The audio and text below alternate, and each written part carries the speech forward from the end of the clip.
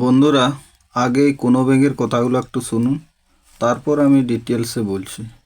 প্রায় এখন 2 বছর ধরে উড়িষ্যার নানা জেলায় পশ্চিমবঙ্গের বাঙালিদের হিন্দু মুসলমান নির্বিশেষে ভারতীয় নাগরিক তাদের খুন করা হয়েছে, মারপিট করা হয়েছে, তাড়িয়ে দেওয়া হয়েছে, থ্রেট করা হয়েছে, লুট করা হয়েছে, রক্তাক্ত করা হয়েছে, মারধর করা হয়েছে। হয়েছে তো হয়েছে, হচ্ছে তো হচ্ছে, চলেই যাচ্ছে চলেই যাচ্ছে চলেই যাচ্ছে। বন্ধুরা, একটা কথা বলি। আমি আজ প্রায় 7-8 বছর হয়ে গেল উড়িষ্যাতে বেশিরভাগ কাজের জন্য, আমার কাজের জন্য আমি যাওয়া আসা করি।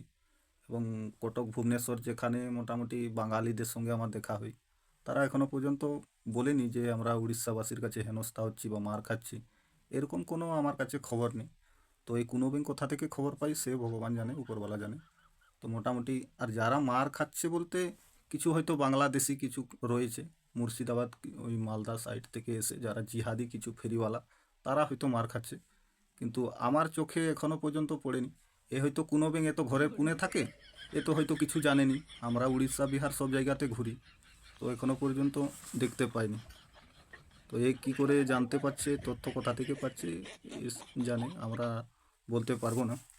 তবে বেশিরভাগ কটক, ভুবনেশ্বর বড় বড় হসপিটাল বলুন, নার্সিংহোম বলুন, বাঙালি ভর্তি। পুরীতে তো প্রায় অর্ধেকটাই বাঙালি ভর্তি। কোথাও দেখিনি যে বাঙালি হেনস্থা হচ্ছে বা মার খাচ্ছে। কিন্তু ওই কুনো ব্যাঙ যত অকালে ডাকবে, তো তার চেড়ি চামড়ি যারা আছে উড়িষ্যাতে, তারা তো মার খাবেই। তারা তো সেই দলেরই লোক না। ধন্যবাদ। জয় হিন্দ। ভারত মাতা কি জয়।